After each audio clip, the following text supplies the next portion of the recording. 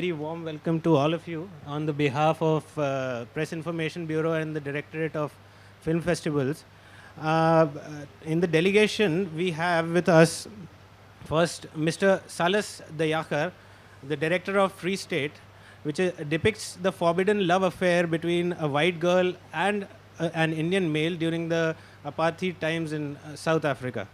Second, we have Mr. Mandala Dube, the director, and Ms. Lerato Luis Montoedi, the producer of the film Kalushi, the story of Solomon Kalushi Mahlangu.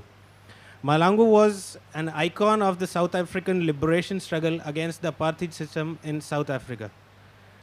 We have Mr. Thapelo Makina, the actor from the film Mrs. Right Guy, which is a captivating tale of a woman's search for the right guy for herself in life.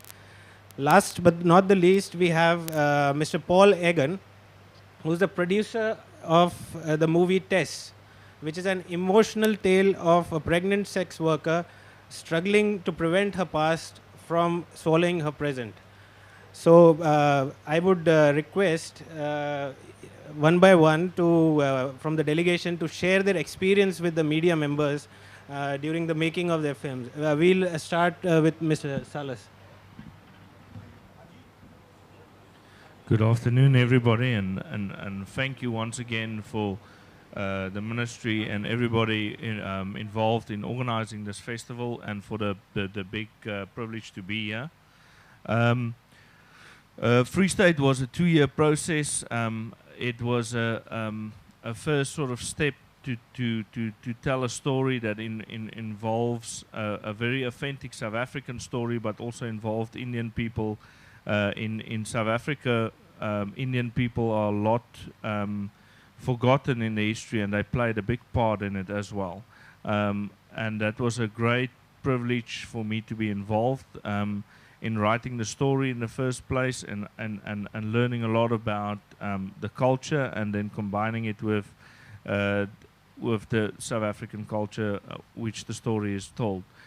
It is in essence a forbidden love story, probably a classic Romeo and Juliet situation, but in this story we focus more on the relationship between the parents and the children, and the effect this relationship have on the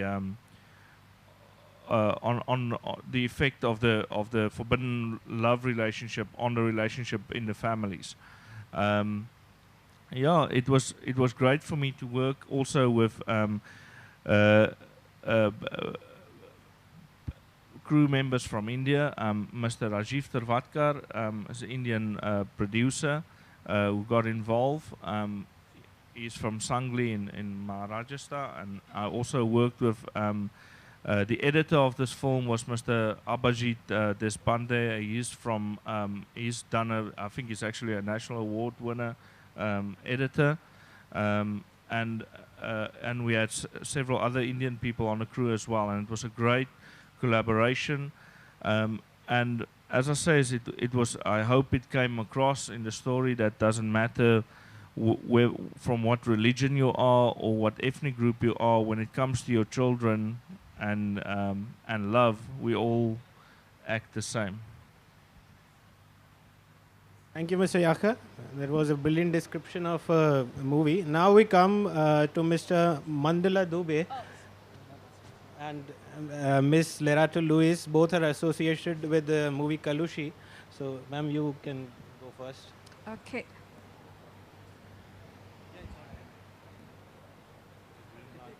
Yeah. Okay.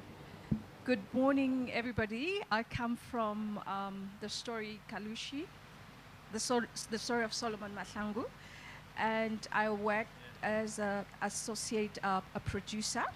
The story of Solomon Mahlangu started as a stage play a few years ago, and we realized that there was a lot of appetite, and then the director decided that the story should go to the big screens. So the story will be showing this afternoon at 2 o'clock, and hope you guys will enjoy it. And basically, it's a story about an ordinary boy from a township in South Africa who became popular because he was one of the first youngest person to be hanged during apartheid. We worked with people from the United States. I mean, our cinematographer was from the United States, and also our editor was from the United States. So I think the director will give you more information on the story. Mr. Dube, would you like to add something? Good afternoon, everybody. Thank you so much for, first of all, to Breaks for allowing us to come and screen the film here in Kalushi, and for hosting the delegation from South Africa. And Kalushi, as Lerato has just mentioned, is a coming-of-age story of a young man from the township of Mamelodi who finds himself recruited into the liberation struggle by the African National Congress. He's a reluctant hero who once is in the movement, goes into his first mission, and in that mission something goes wrong, and he finds himself charged with the murder of 2 innocent people. But I think it's best that you come and see the film at 2 o'clock, which will be screening at the Auditorium 2. The process took us, I would say, about 8 years, to where now we've done our festival runs. We premiered at a festival in South Africa at Rapid Lion, South African International Film Festival. Then we went to the Cannes Film Festival, where it's screened in the market. And we went to Zanzibar International Film Festival. And we've been invited to several film festivals, one in Edinburgh, in London. And we are here at the BRICS Film Festival in New Delhi. And yeah, I mean, I think it's best that we'll engage with you with your questions. It's I don't think any of you have seen the film, but it's when you come at 2 o'clock, you'll enjoy it, I hope, and then we'll take it from there. And I'm the director. Thank you, Mr. Dube. That was an interesting description. Sure, we'll see the movie. Now, from 2 movies on the apartheid, we come over to an interesting title, Mrs. Right Guy. We have Mr. Thapelo. Could you tell us about the interesting title and the movie, please? Good morning, everybody. Yeah, my name is Thapelo Mokoena. I'm an actor, producer, African storyteller, African filmmaker, and I represent a beautiful country, South Africa. And specifically, this very interesting title movie, Mrs. Right Guy. I'm one of the lead actors on the movie. The movie was produced in 2014. It was made in 2014, if I'm not mistaken. But what's interesting about this film specifically is the fact that it's one of the more colorful black films to come out of South Africa in the recent years. You know, we've sort of, as black films and black cinema, excuse me, and specifically South Africa, we've taken this interesting journey into more than just a struggle story, more than just a story of our past, more than just the story of oppression. You know, we've started to tell more colorful stories. And what's become beautiful is that we're starting to see stories of love, black romance, black relationships being depicted on screen, which is an interesting journey. And Mrs. Right Guy is one of 3 successful rom-com films that have come out of South Africa. So we're definitely on a nice and interesting journey into exploring more than just the downside of who we are as South African people. What makes it interesting as well is the fact that It's produced by a team of female producers, and the lead actress is female. You know, I'm a supporting lead next to a female super lead, and this is also what makes the journey for Mrs. Right Guy, and most importantly, films in our country special. You know, we're entering into a beautiful space where we're adding more layers of color and more different perspectives into our stories. So yeah, I mean, I'm here to speak about us making that film, what the film has done, and potentially where we're going with South African or African storytelling. Thank you. We'll take the questions in the end. Thank you, Mr. Thapelo. That was an interesting expression, colorful movie of black love. That was interesting. So, in the end, we come to Mr. Paul Egan, who is the producer of Tess. Please. So, Tess was only finished in June this year. Bricks was its first screening outside of South Africa. It hasn't had a theatrical release yet. That's only happening next year. Tess is a story about a sex worker in a seaside suburb of Cape Town called Muizenberg. Her turning point is she finds out she's pregnant. And essentially, as the story unfolds, we find out how she got to where she is in the first place. It's a very hard-hitting film. We do challenge a few boundaries. The female lead puts in a fantastic performance. She's in 99% of all the scenes. We collaborated with a double Grammy Award-winning composer, Christopher Tin, from the United States. Also, Molly Stenskard, who's Lars von Trier's editor. She consulted for us, and Linda Mann, who's a Danish editor. So it's a very different feel in terms of South African movie, and yeah, we're keen to see how it's accepted, what the response is. So far, it's been very positive, but you know that's been a very skewed audience to date. In terms of coming to Bricks, certainly found it inspiring, being blown away by the quality, the precision of movies from other parts of, or from other countries that make up Bricks. And I think one thing is to walk away inspired. The second thing is to think, how could we collaborate with filmmakers in these other countries and perhaps make films together? Thank you, Mr. Egan. I'm sure we have an interesting basket of movies here, and we'll all love to watch them, and they will do very well. Now I put the house open for questions from our panel. Anyone can ask.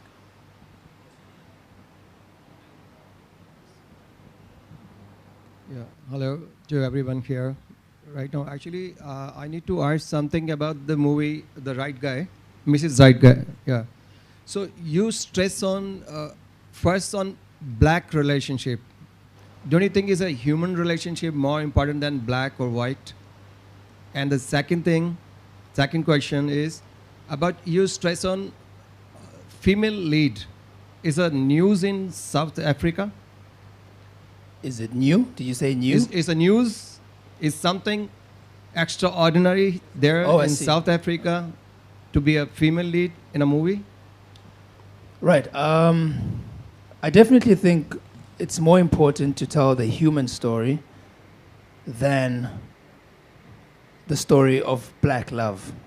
But what's interesting is that our movies, as South African films, have not portrayed this.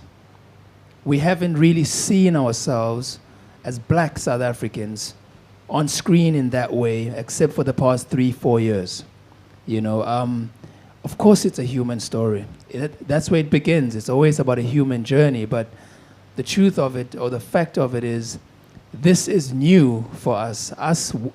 Consuming ourselves on big screen in this manner has become a new thing, and it's a journey that should become a normal journey. I agree with you, and it should just become a human journey. But it's refreshing that our cinema, as South African cinema, is now sort of playing in that space. I mean, it's a no-brainer that we should have been playing in that space for a very long time.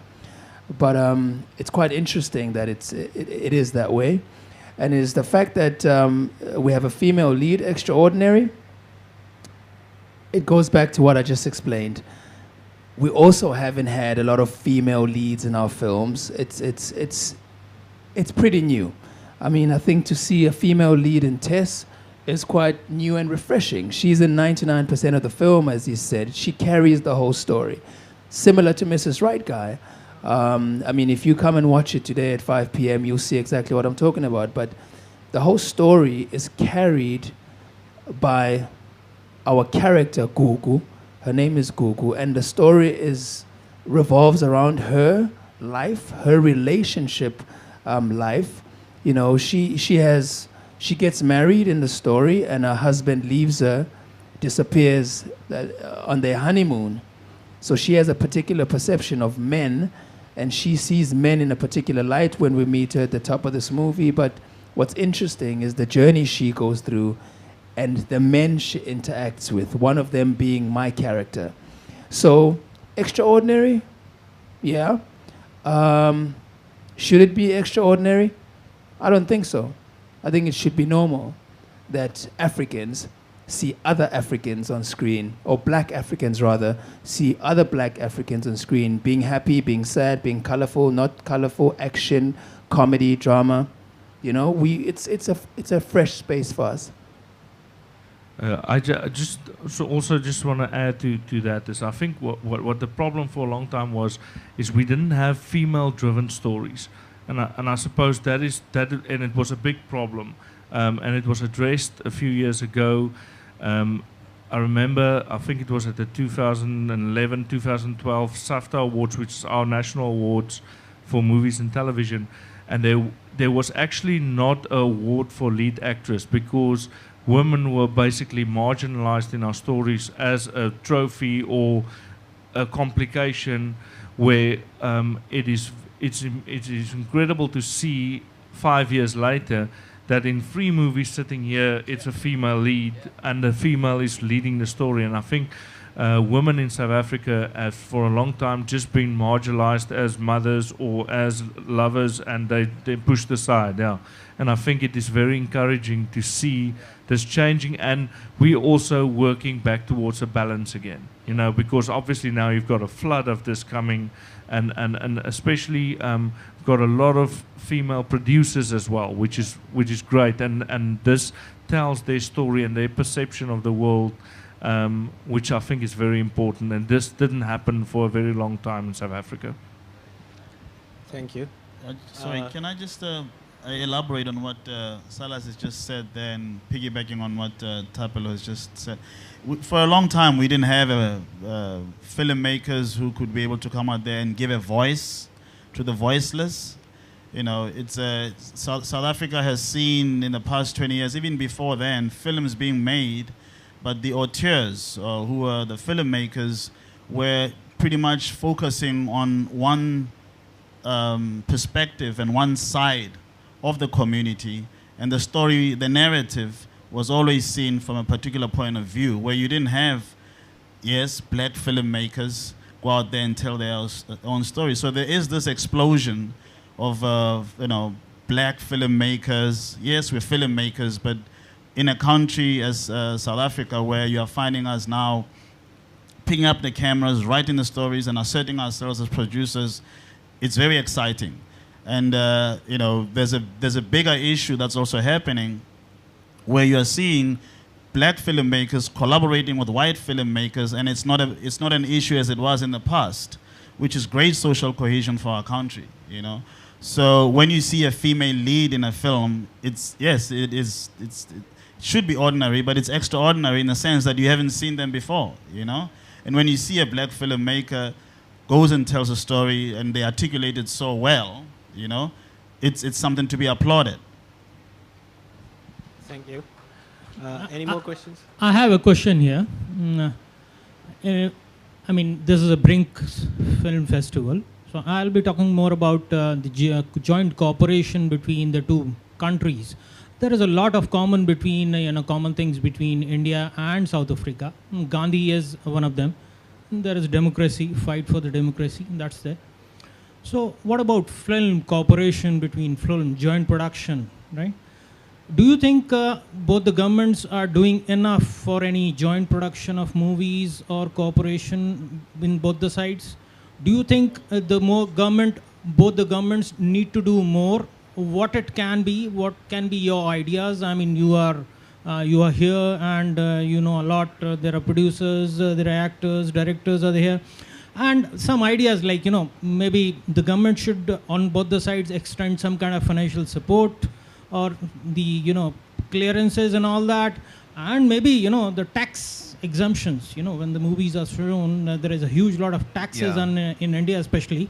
So can there be some tax exemption? If you have any idea on these, joint production and cooperation between India and South Africa, if you can say something, give any wild ideas you have, we can include that. Thank you.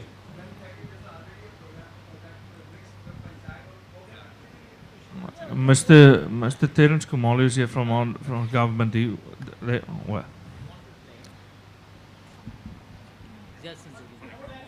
he's the boss. Well, he's going to speak on behalf of what you said in specific about government. But as filmmakers are the ones that are going to initiate what government should perhaps will take a lead from what government says. But at the end of the day, government is not in the business of making films. They're in the business of facilitating that the environment should be conducive for the filmmaker. So I think it's best that he answers that.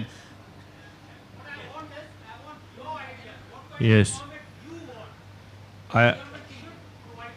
Yes, I understand. Yeah, but can we just allow him to be able to respond on behalf of government, and we'll tell you, we got lots and lots of ideas. Don't you worry about that. Okay, we'll let Mr. Terence speak, hear his views. Okay, thank you.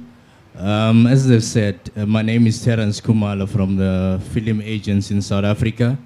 With regards to the co-production treaty, I'll tell you that there's a draft which is currently being looked at by both state law advisors in the two countries.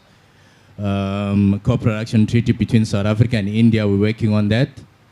And from an incentive side, there are incentives this side, there are also incentives in South Africa. But filmmakers will only be able to qualify for those incentives if they come through an official treaty. So the two governments are cognizant of the relationship and the common heritage or the synergies between the two countries. Hence, we are strengthening that relationship. And the BRICS Film Festival is just but the first step towards strengthening that. And as for the filmmakers, well, they can speak for themselves, but I think as well they would also touch on this platform as being the first step, because this is their first, for most of them, interaction with the filmmakers from India and the rest of BRICS countries. Thank you, Mr. I just want to add something. Hello. So just to add to what, I think it's best that he answered it that way, because now you know that there's something in the pipelines, and they're working, the two governments are working towards something. But from where I sit, first of all, how many of you know Durban? Of Durban. Do you know of Durban in South Africa? Durban is the biggest Indian population outside of India. That one province, KwaZulu-Natal, where I was born, where I'm from, where I grew up, I lived in an Indian community in South Africa, in Durban. It's a no-brainer that we have co-productions, that we trade stories, war stories, stories of love, any kind of stories, because we know so much about each other. And like you've just said it, we have so much in common. So as an actor and as a producer and as a filmmaker, I believe it should have been done ages ago. We should have been telling those stories a long time ago. The love stories between South Africa and India. There's so many ways you can do it. It's in the way we write these stories. It's in the way we put together our characters in these stories. And we have a budding film industry as South Africa. We have a very fast and progressive film industry. You, as India, have one of the biggest film industries in the world, if not the biggest. Now, here's what I see. Think of not only South Africa, but see it as Africa. The numbers alone, India and Africa, stories traveling throughout Asia or India and stories traveling throughout Africa from a joint perspective can only breed success and profitable films and successful stories. So it's a no-brainer, my sir. It's a long time coming, and like Terence just said it, this is our first date. This is the first date, and BRICS is a beautiful initiative to make sure that we collide energies in that sense. Thank you.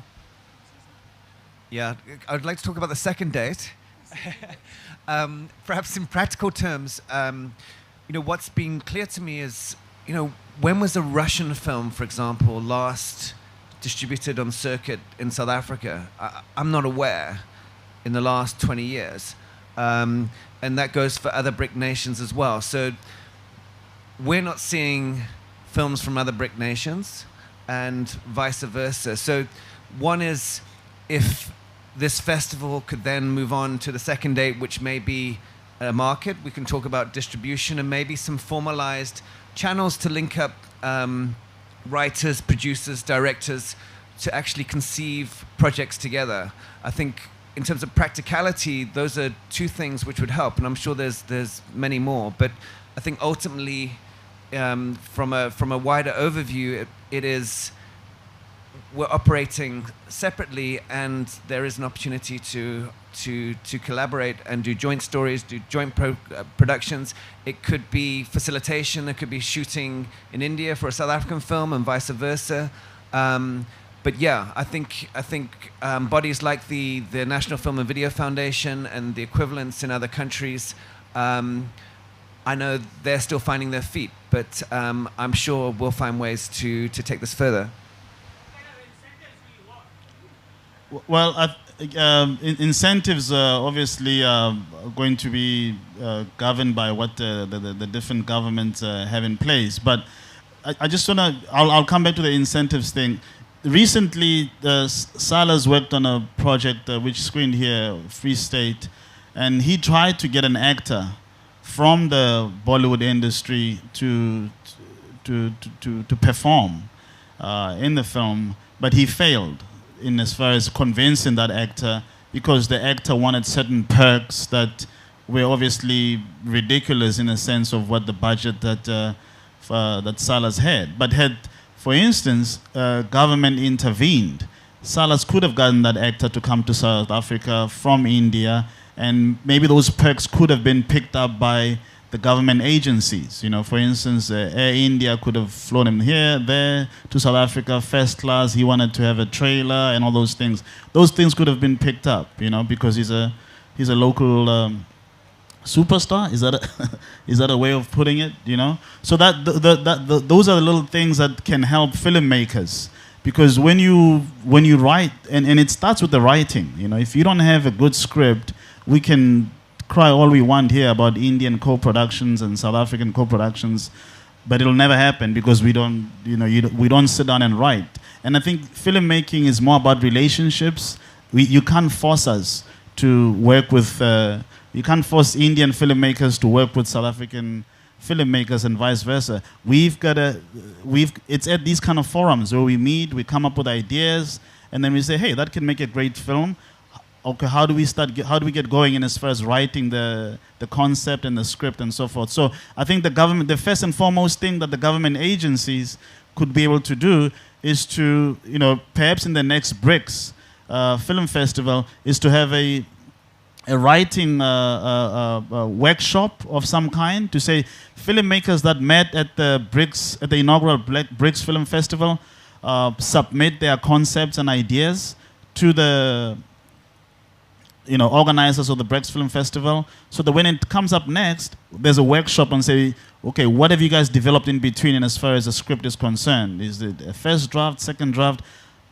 But to have a talking shop about filmmakers from India co-producing with South African filmmakers, and there's no tangible story or script, it's absolute nonsense. Nothing's going to happen. But we've got to be able to sit down, guided obviously by the government agencies, to write particular stories. And South Africa or Southern Africa and India, we have been trading way before we could encounter Europe. You know, we've been trading. I mean, I see a couple of people nodding their heads. You know, I'm going back to 800 AD, 1200 AD, and so forth. There was trade going back and forth. You know, so there are stories that you could tell that are big legends that you could just make epic and so forth. You know, so yes, it's up to us as filmmakers to do so. Thank you so much. I think this cooperation is going to go even higher from this very good start of the first BRICS Film Festival here. And I've been informed that co-production panel is also on the way. So we'll have to wrap it up soon. So I thank you all for coming here and interacting with the media. And It hasn't started? Oh. Okay. So any more questions? If you want to say something.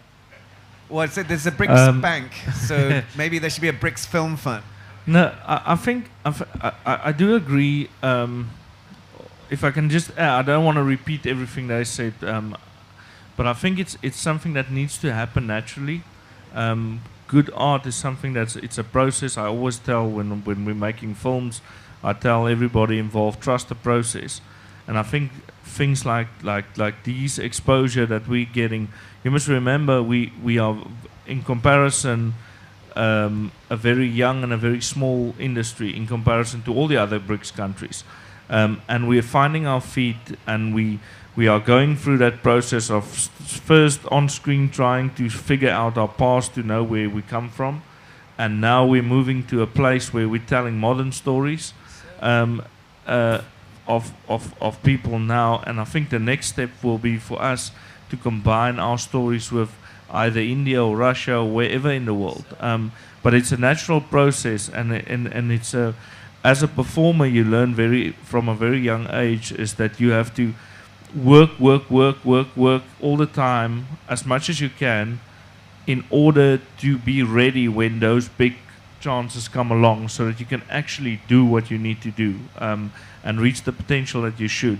So I think from my point of view is I think this is something, and I mean, I've been very privileged to be involved in one of the first projects in combining the two countries and telling a love story between an Afrikaans girl from South Africa and an Indian man. And I think more of these sort of stories will be made shortly, you know, and I think if we trust the process of how things grow naturally, and we don't force it, we will get the best results for everybody involved. Thank you, Mr. Yak. Yes. I have a question for Larry too. Apartheid is still a very sensitive subject in India also, and I think there also the people are very sensitive about the subject. How difficult it was to picturization this subject, such as a sensitive topic for you? Sorry, how sensitive was it to? It's a very sensitive topic in India and both Africa also. Yes. How difficult was picturization of this topic? It was very difficult in a sense that, for example, we had to go and talk to, first of all, ask the rights to tell the story of Solomon Mahlangu from the mom and the brother. So for them to retell the story of what happened to their son, it was quite difficult, and it wasn't only from the black side of the history, also from the white side of the history. It was very difficult because there's also lives that were lost in both sides. So when it comes to apartheid stories, that's our history. You know, you get some people that don't really want to talk about it and say, let's move forward. But we feel that we must, you know, continue telling the stories so that something like this never happens. So we'll see how it does in cinemas, if there's still appetite for that. But yeah, it was quite difficult, especially going back to the families, and even I remember when we went to the prison where Solomon Mahlangu was hanged, and the guy who was working as when they hanged you in those days, you had to go up 56 steps, and the guy was retelling the story and walking those 56 steps to where you got hung, and the guy just broke down, and we had to go back again. It was just emotional, and yeah, a very difficult story to tell. Yeah. Thank you. Any more questions? I think before you close, see Kalushi at 2. It's at 2 o'clock, right? Just those of you who have not seen the film, come out at 2 o'clock and witness it for yourself and understand the story of Solomon Mahlangu. It's a special story to us as South Africans. As a result, we still have a very important holiday, June 16, that is in memory of that uprising, that story, so check it out, and also see Mrs. Right Guy at 5 o'clock today to see the lighter side, the colorful side, the romantic comedy side of things. And yeah, thank you. And practice does not make perfect. Practice makes permanent. So the more we try, the more we attempt, the more it becomes permanent in us. So the more we have these kind of initiatives, the more we collide energies, the more we find opportunity to work together. Keep that with you. One love and respect. Can I just say something? Actually, talking about the Indian relation and South African relations, Solomon Mahlangu, you see in the story, Solomon Mahlangu's lawyer was actually an Indian lawyer, Ismail Ayub. So very powerful lawyer, who actually ended up also being Nelson Mandela's, before it was Nelson Mandela's lawyer, and became Solomon Mahlangu's lawyer. So there's Indian history in that. Yeah. So I wanted to. Thank you, all of you. We'll surely look forward to watching all the movies, and I wish you all the best. Thank you so much.